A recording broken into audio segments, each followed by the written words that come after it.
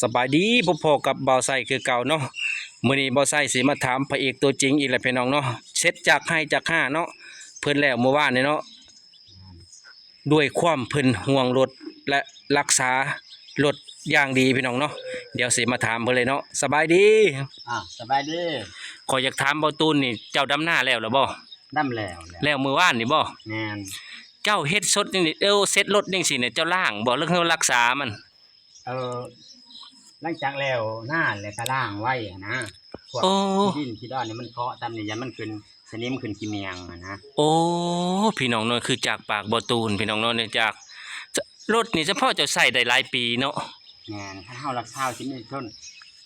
แบบได้อันนึงสิมันก็บ่หลองบ่จังเนาะแม่นแน่บ่บ่ได้เคาะว่าซั่นซะป้อยังใหม่แฮงอีหลีพี่น้องเนาะ2มาคันนี้ตัวสำคัญ2อย่างนี่แหละตัวใดกองน้ำมันแม่นต้องล้าง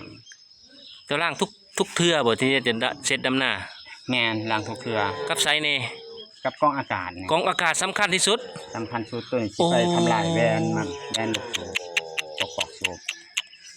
นี่นอกจากอันนี้บ่ทันสดๆเลยนี่บ่ทันได้อันนั้นบ่ทันได้บอกให้เบิ่งดูที่ว่าเจ้าดูแลแบบใดข่อยจะไปเต็ดแต่อันก่อนสิลงหน้าค่อยล้างแล้วรอบนึงนี่คือว่าเสร็จจากหน้าคือว่าเสร็จสิ้นแล้ววานเรียบร้อยเบิดแล้วแล้วก็สิอันเบิ่งอีกว่ามัน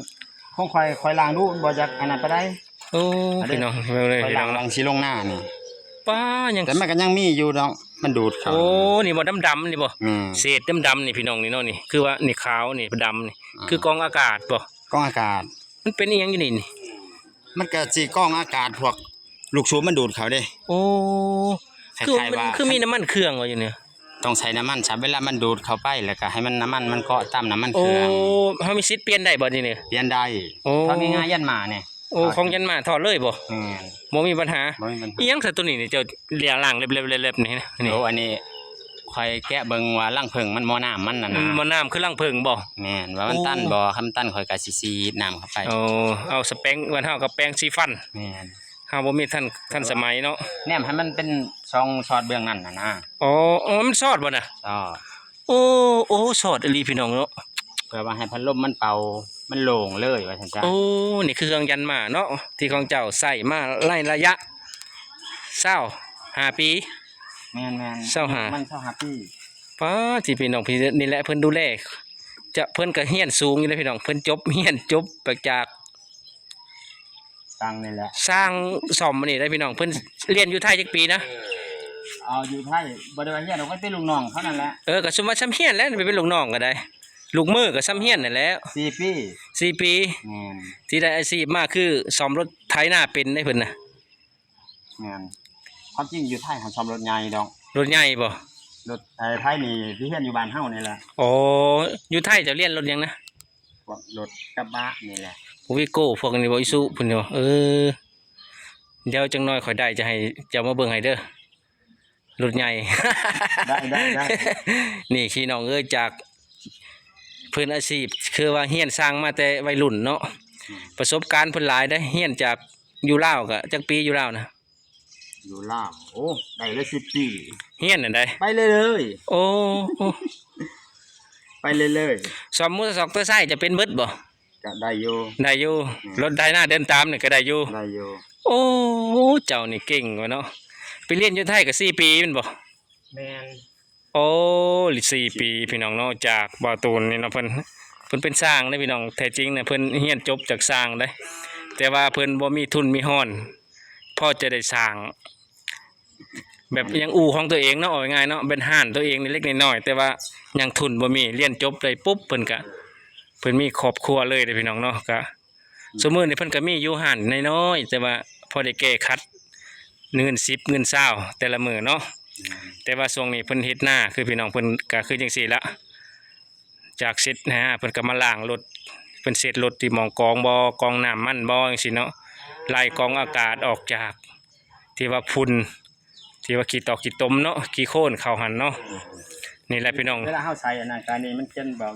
ระดับน้ำมันเฮาก็ใส่ประมาณนั้นใส่อยู่ใส่เด้อนี่เด้อเขียนบอกโอ้ระดับยังน่ะน้ำมันเครื่องระดับน้ำมันเขียนบอกนี่น้องพี่น้องของยันมาเพิ่นเขียนบอกเบิดอะไรแต่ความจริงในนี้เขาก็เขียนบอกคือกัน แต่ว่า มันแตกอันคือว่าหั่นแหละ เลยใส่ของทดแทน มึงในพี่น้องเครื่องสุดยอดเลยว่ะระยะ25ปีจะสภาพป้าซ้ำของจีนมือหนึ่ง สหปีนี่ไปแลกเอาของจีนนี่ไม่จะเว้าได้นี่ วายบ่เอา เอาบ่ ว้าวว้าว ยังเว้าบ่ ว้าว พี่น้องเอ้ยเบิ่งเอาพี่น้องเนาะความเบื่อหน่ายของจีนเนาะเป็นหยังของจีนคนคือเบื่อหลายแต่ว่ามันจังไดเด้อนี่ข้อยถามจากปากจริงๆเนี่ยรีวิวยามใดก็คือว่าของจีนไปก็บ่เอา มันบ่ทนนั่นแหละ บ่ทนบ่ แม่ ความหมายนี่คือบ่ทนบ่ แม่บ่ทนเวลาเฮาเฮ็ดเวียกกำลังคุ้มเวียกกันว่า ตาย นี่ นอก ค่าแล้ว เดี๋ยวก็นอกค่าเครื่องเนาะ เนาะไปนะ ให้หน้าเอาบอกอะไรบ่ มันก็เสียเวลาก็เลยโอ้ยบ่ได้เฮ็ดให้หุ้นน่ะนะ อารมณ์เสีย อารมณ์เสีย โอ้โหนี่เนาะพี่น้องเนาะจากปากของที่ว่าเป็นสร้างเด้บ่ใช่ก็รีวิวกับเพิ่นหลายเทื่อแล้วแหละแต่ว่าบ่ได้เคยว่าเพิ่นเป็นสร้างเนาะแต่มามื้อนี้บ่ใช่ก็ได้เปิดเผยซะเพิ่นเป็นสร้างรถไถนาบ่รถมอเตอร์ไซค์บ่ในหมู่บ้าน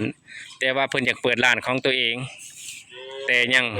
บ่ทันมีทุนเทื่อเนาะ เราทุนน้ำเบาไส้อยู่นี่ฮะ เราทุนนำมาใช้แต่ว่าผู้ใดใจดีคือว่า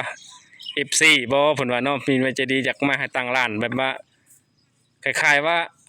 มาสนับสนุนเนาะสปอนเซอร์หรือว่ากำไรตั้งห้านให้กำไรสิแบ่งครึ่งว่าซั่นเนาะ ได้หมดเลยเป็นเครื่องกำไรเครื่องกับ กำไรขาแห้ง ก็ค่าแรงแห้งกับเครื่อง เครื่องกับเป็นของอันนายทุน นายทุน แต่นายแห้งก็สิ ขาแรงกับเป็นของช้างว่าซั่น เนาะ ก็ได้นะกันนั่นแหละ กำไรเห็นเลยเนาะ แม่น ปู้นี่แหละจากเบาตูนเพิ่นความหวังของเจ้าอยากเป็นห้านของตัวเองเนาะมันจะง่าย ของเพิ่นมีเบิดได้น็อตนี่คือจังซี่แหล้วพี่น้องนะกุญแจเพิ่นน่ะเพิ่นมีครบแต่ว่าตัวสอบตัวที่นี่ก็คือว่าช่วงนี้เพิ่นยังบ่ทันพร้อมเนาะ งานท่านพอ ก็ว่าพร้อมแล้วก็คือว่าทุนนี่แหละว่าเงินยากนํทุนเนาะ แม่น จากข้าบ่มีเงินเดือนอาศัยแต่ว่าซ่อมรถเล็กๆน้อยๆแถวบ้านนี่พอได้แต่ใส่จ่ายในครอบครัวค่าฟอกค่าไฟของเราเนาะ แม่น คือว่าหมู่บ้านนี่เป็นหยังบ้านเฮาคือฟ้าไฟสูงแท้เด้อสูงเลยเนาะ สูง แพงว่ะ มันขึ้นเด้อนี่เขาว่า โอ้ยจากบ่กี่บาท เดี๋ยวนี้เป็น80,000 มันกำลังขึ้น โอ้ ถ้าไฟขึ้นเด้อนี่เขาว่า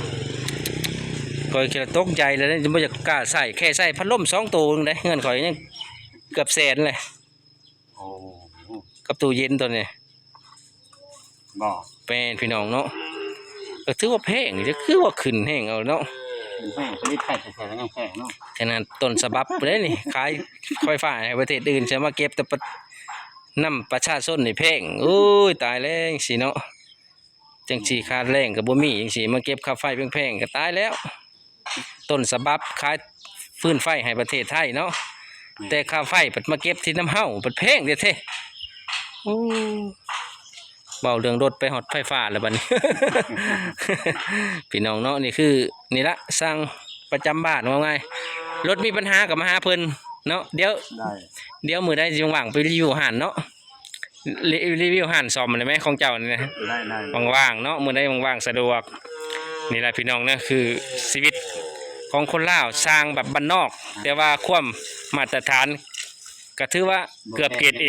บ่แพ้เกือบเกรด A เลยล่ะเกิดเนาะบ่ว่าเกรด A เนี่ยมันมีห้านใหญ่ๆหรูๆเนาะมีความเชื่อมั่นแต่ว่าเฮานี่ก็เชื่อมั่นในแต่ในหมู่บ้านข้างๆบ้านเฮาจังซี่เนาะ เอาหันเพียงแต่ว่าบ่มีเครื่องมือ บ่มีเครื่องมือห้านเฮาบ่ทันดังจังซี่เนาะบ่มีชื่อเสียง มีมือนี่มันก็ สีมือก็เพิ่นก็ว่าบ่แพ้ไผเพิ่นว่าเฮียนมาเกือบ10 ปีเนาะจากรถไถนาบ่รถใหญ่บ่จังซี่เพิ่นไปเรียนอยู่ไทยก็4 ปีเนาะซ่อมรถใหญ่แต่อยู่ลาวเพิ่นซ่อมแต่มอเตอร์ไซค์กับรถไถนาเดินตามพี่น้องเนาะส่วนใหญ่ 100% เลยเนาะมอเตอร์ไซค์กับรถ RT บ่พวกยันมานี่เพิ่นเป็นหมดทุกอย่างเนาะนี่แหละพี่น้องเนาะคือชีวิตของคนลาวเฮาก็สิประมาณนี้คันบ่มีทุนก็บ่มีห้าน